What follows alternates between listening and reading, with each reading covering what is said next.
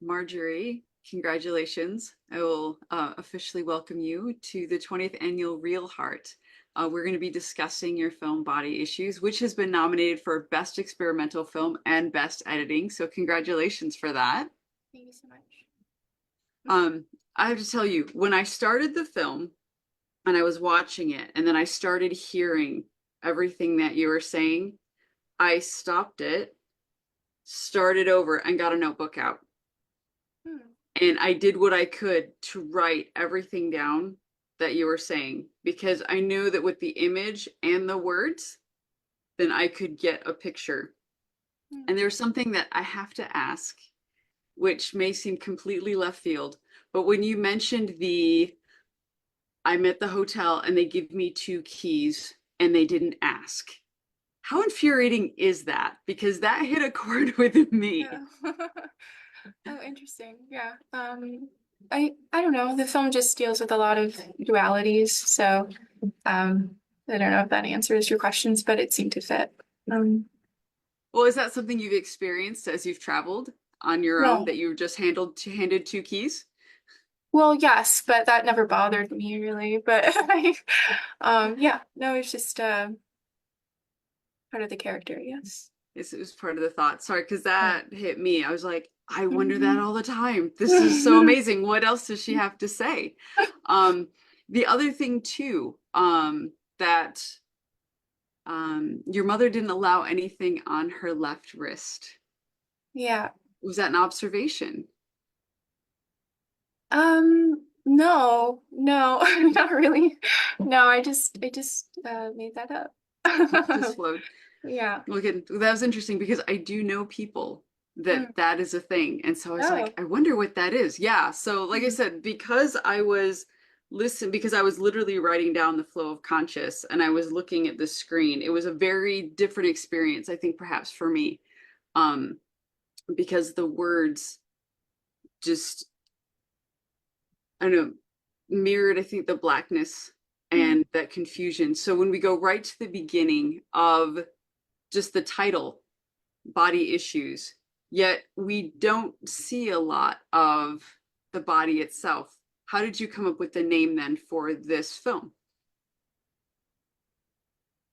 Um, well, because the instrument is a body cam, or it's a GoPro, and I am always interested in trying to minimize the set of elements I'm working with. So to convey sort of embodied vision, but not have, you know, the usual artifacts that go along with that. And I wanted someone to feel like they could project themselves in that character. So, less visual signifiers hopefully help with that. But I mean, obviously, the body is seen in little bits and fragments. Um, but yeah, I like fragments better than like a sustained thing that's always in the frame. Yeah, I don't know if that answers, but No, well, I was just curious. I found an interview that you did at a film festival, and I mean, you said a lot of insightful things during that interview, but one of the ones was how our bodies affect our experience here in this mortal plane. mhm. And it was so profound. Like I stopped and thought about it for a while. And at what point did you realize that truth? I've always felt uncomfortable in my body, just, since I was little. So, um, I also felt pretty fascinated by the idea that I had blood, when I was little. And it didn't hurt. I remember the first time I saw my own blood, it didn't hurt at all. And I was just really mesmerized. So I've always sort of been frustrated by what I can't see, what we're forced to look at in terms of surfaces. I want to try to see beyond the mask of things, but beyond the surfaces. Um, and that's extremely difficult. I struggle with it a lot. But I think that's the goal, to just try to simplify things as much as possible, discard as much as possible, and see what's left when you can't throw anything away. you know. Well, and when most of the film is shot, so with the body cam and everything is dark Hmm. and you just have that little spotlight, is that kind of like that the idea of just the minimalist, like this is what I'm looking at right now? Yeah, I just find that it helps focus my vision, when there's less to look at. And I also felt that the darkness would just lend a feeling of unity for the whole film. I didn't want to break that sort of headspace. And it is um, perhaps challenging to look at for sustained duration. But I think you kind of have to let it work on you a little bit, um, in order for it to sort of reveal itself, hopefully. Yeah, with that focus. And then I will admit, because I do get jittery, that I would, it's like I'm writing and I'm watching and I'm kind of waiting for like the jump scares just because of, the nature. It's like we have the title, we have what's going on, and we're trying to figure out through the words, what's going on. Um, One of the things that jumped out at me was when you said, I'm in this body now. Mhm. And so thinking about perhaps other times in your life or where you were, and then you just like, hey, I'm in this body now. How did that feel to say that?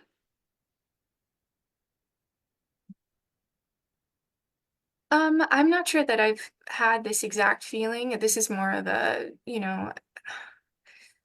but I like the idea of not having the same body or waking up in a different body or feeling like you're dissociated from your body. I think a lot of people have said to me that they feel really dissociated, and certainly a lot of people on the internet claim that. So a lot of this was influenced by how people shoot and talk on the internet as well. Um, and the feeling of being on the internet and the void you feel.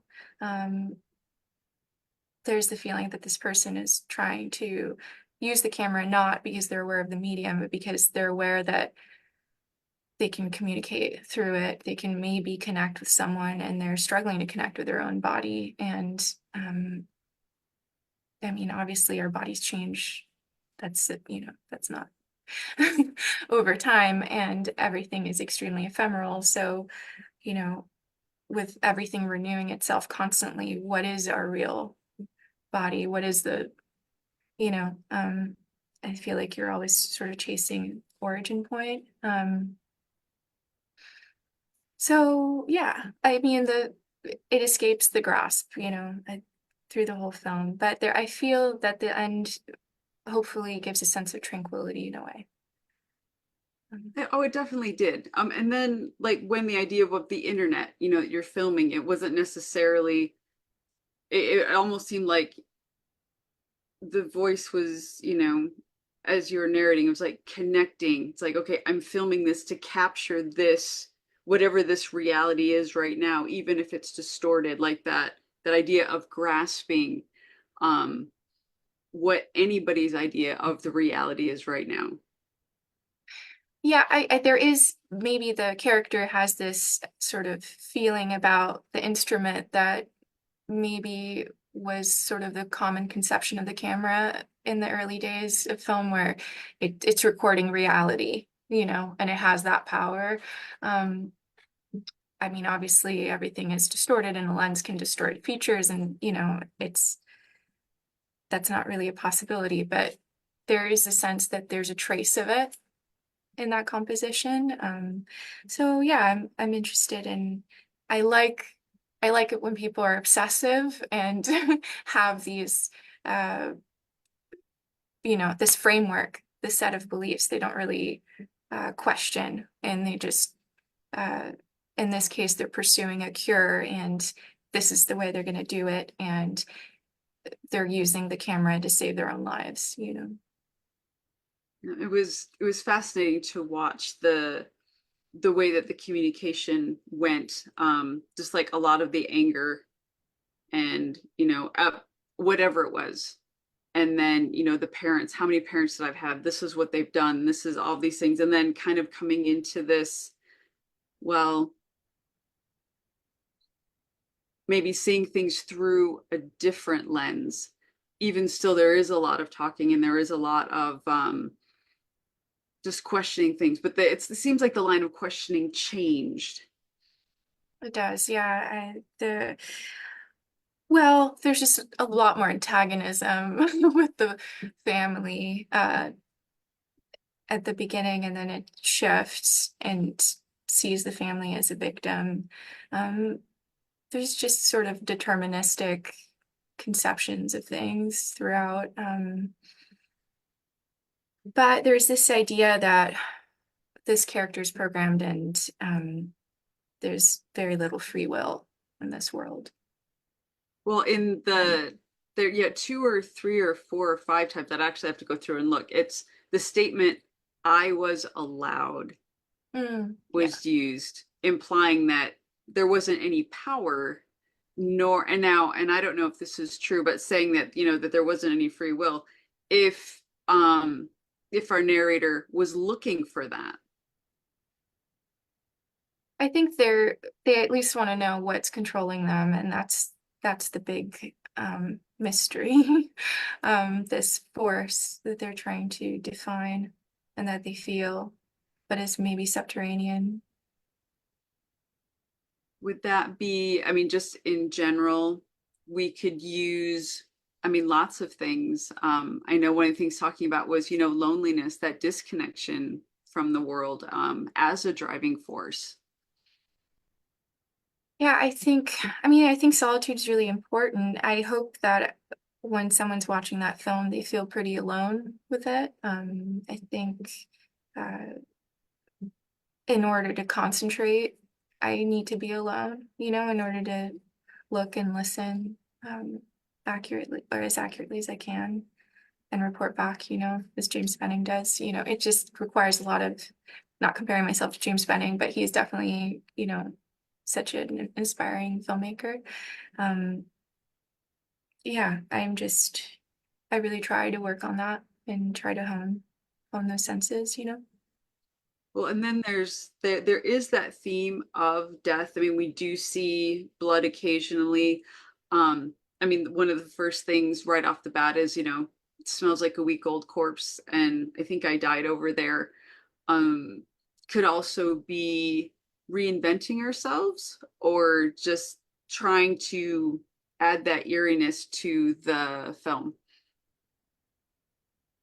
Uh, yeah, I mean, there's this idea of repetition, of constant repetition, and the nightmare of feeling like you're never, that you're completely restless and always shifting form, and you have no reference points. So that all of that was to in service of that feeling, hopefully that sensation. You know, there were definitely a lot of sensations felt during watching this film, and like I said, you know, being that jump scare individual, you know, hanging on to the words, watching the film, letting myself getting soaked into the, I don't know, absence of, I guess, myself individually.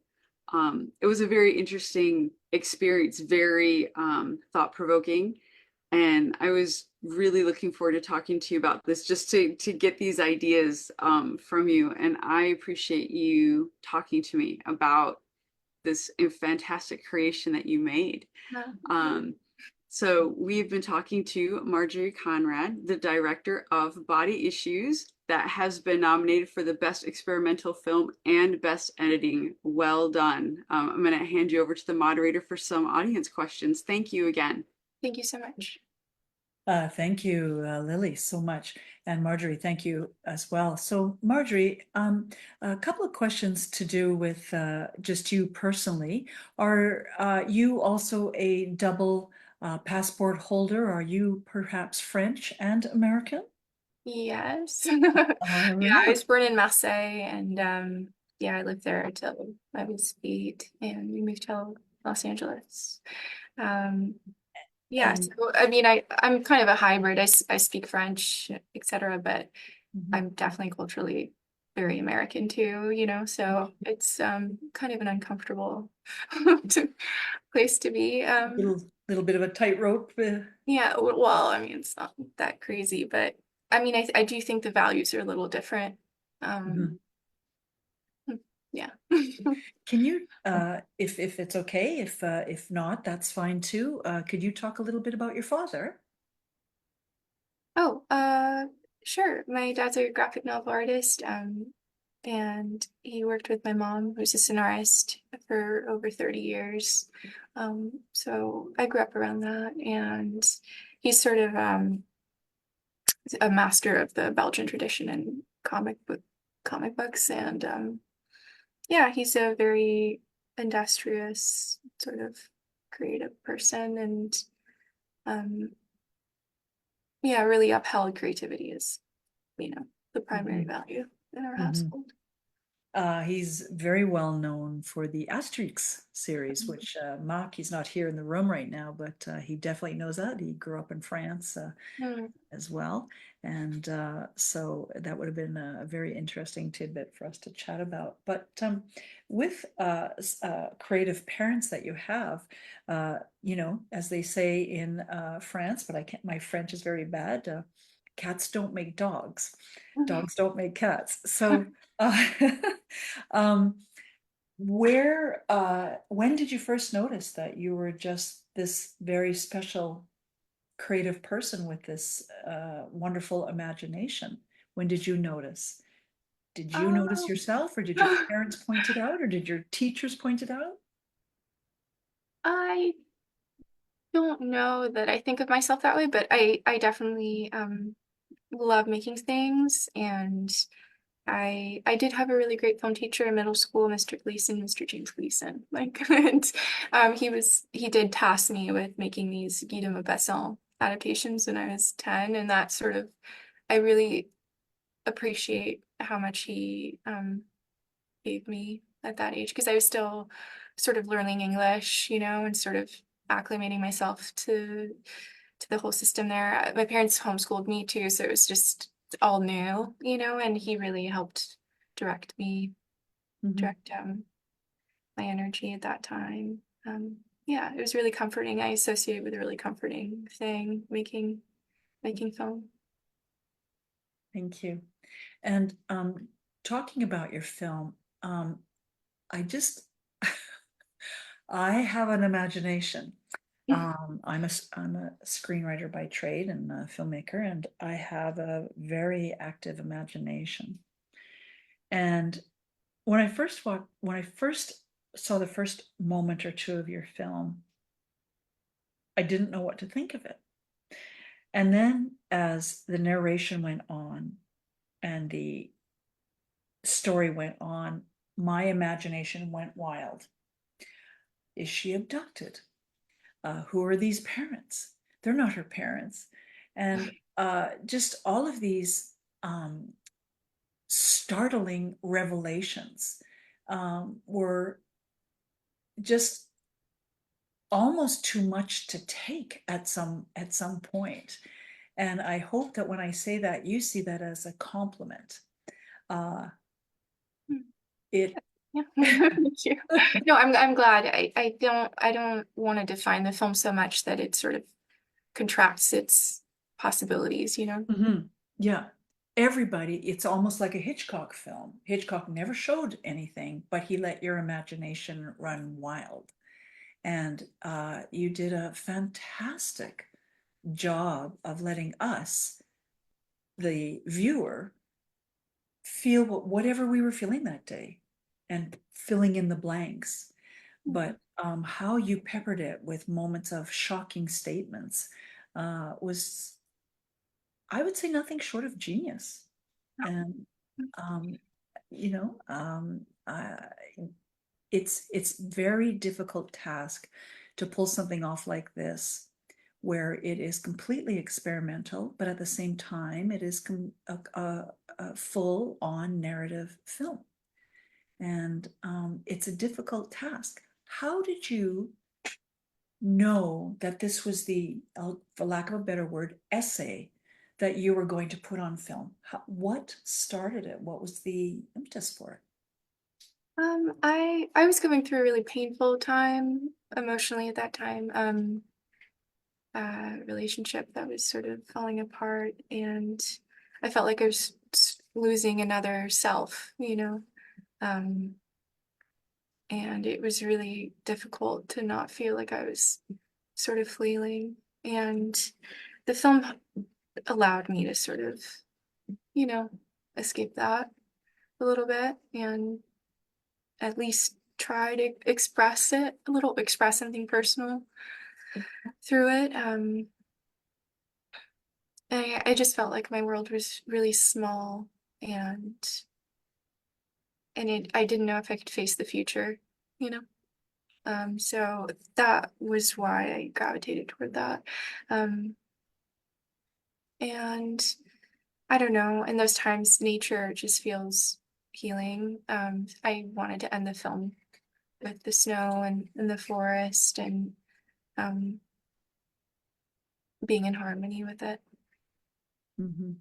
Yeah, so that was it. In terms of narrative and combining that with hopefully some sort of abstract elements. I mean, Chantal Ackerman is a huge inspiration for me, and Mm. I love her so much. I love her writing so much, and James Benning, as I mentioned, Landscape Suicide does this so well, you know. And I also love Philippe Grandrieux, who's just managed to create so many different types of intensities, and um, his films are so incredibly edited, and so fresh. I don't know. It's just so I always go back to them, you know, if I'm feeling lost. So yeah, I sort of obviously influence, you can't escape it. So I think if there's anything worthwhile, it's, you know, thanks to them, you know, watching them and trying to learn from them. Mhm. A lot of information about death and disdain. Is that again a, a social comment, or is it a comment about your state, the state you were in while you were making this? Um, I was definitely in a period of despair, but I think the relationship that was sort of dissolving into nothingness, that person was really um, connected to their own mortality because they were extremely sick, and it was there was no solution, you know, and it was just management, and if any. So yeah, I was definitely immersed in that, and at the same time it felt like my efforts to sort of remedy and, you know, the situation just were not wasted, but they were just not effective. You know, they were the wrong ones. And this frustration, this tension was something I was hoping to channel in the film. Um, Trying to find some kind of answer, and there's none, you know, but maybe someone has it, and sort of reaching into the void for it. Yeah, so in terms of death, that it's because I was around that a lot. Um, and trying to accept it. What is your wish for viewers when they're watching your film? What do you wish for them? Do you wish for them to have some takeaway from this? Do you wish for them to use this for themselves as a cathartic moment or process in time? What is your I think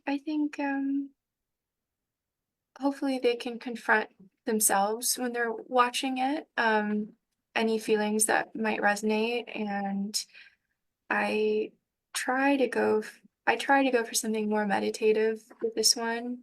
Um, and that's usually the sort of subdued headspace I I try to engender in myself. I mean, it's always a struggle. I it's always a struggle to have a kind of a quiet moment, you know. Um, and distill your thoughts a little bit. So, and be receptive to what's around. So, yeah, maybe, maybe this gives that, help,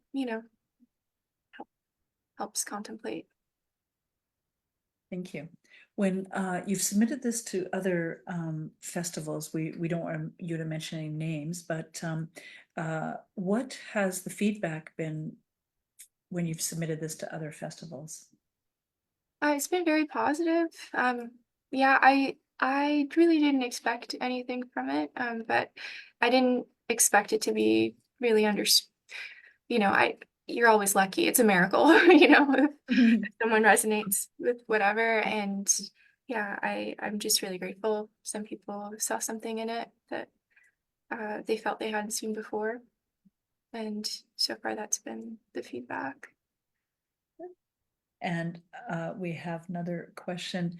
What, if you can tell us, can you tell us how many edits are in this film? No, no, I can't.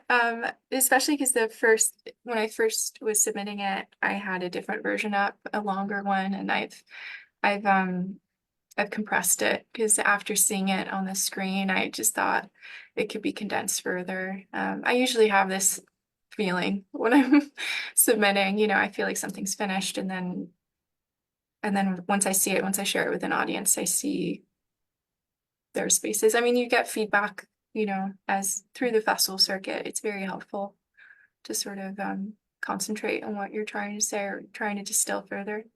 And how have you felt when you're watching that with a festival audience in a brick and mortar situation?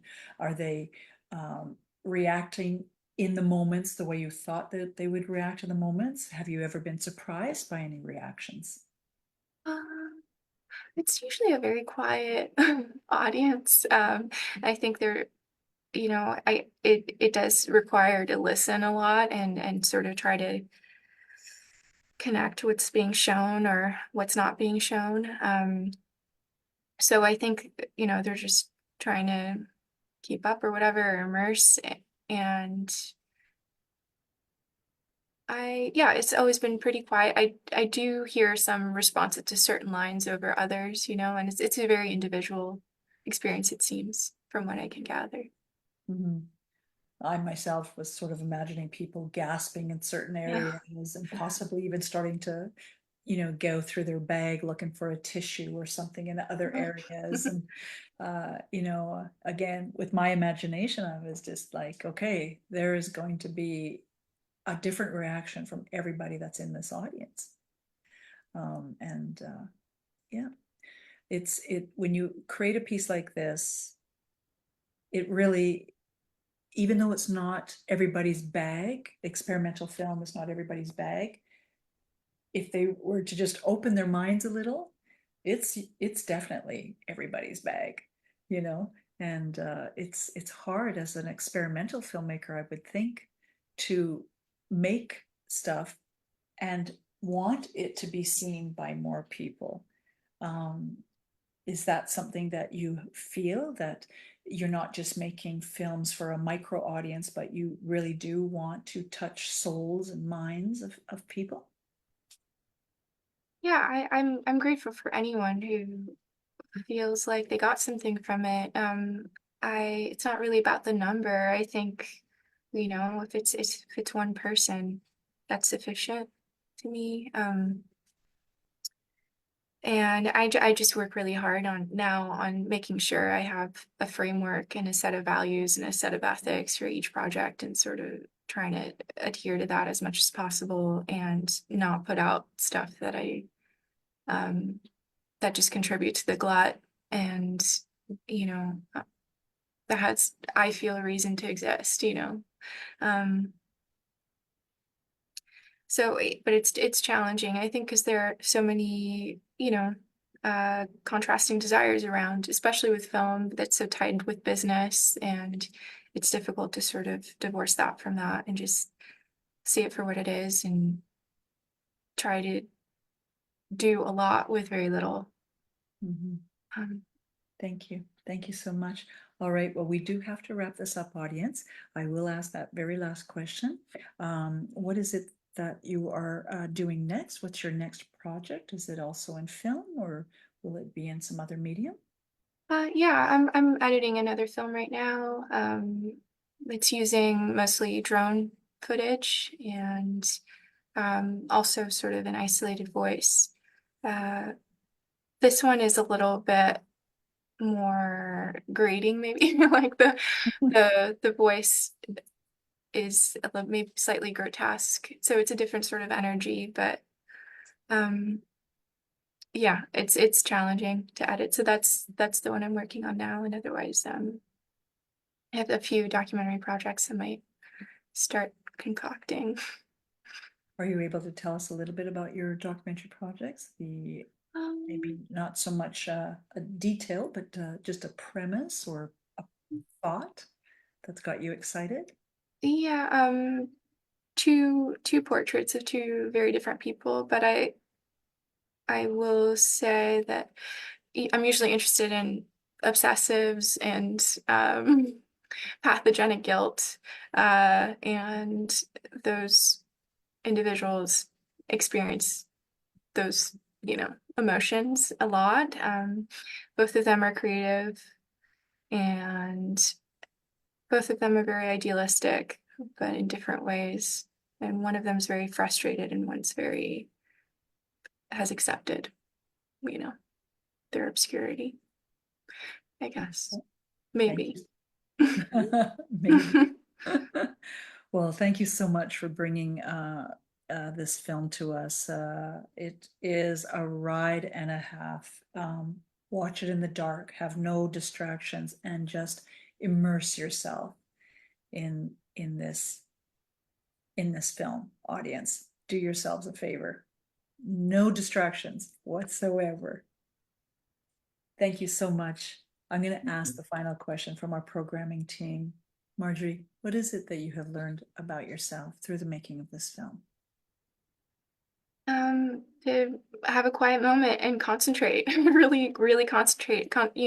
Making things in a concentrated way is very challenging, at least for me, and I have to constantly work at it.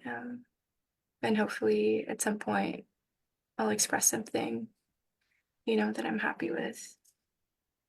Um, but yeah, so that's mostly what I worry about concentrating. All right. Well, thank you very much. It's been a pleasure having you with us. Thank Thank you you. so much. And have yourself a wonderful evening and the rest of your weekend. And thank you again for bringing this film to us. Thank you so much. Thank you, Marjorie.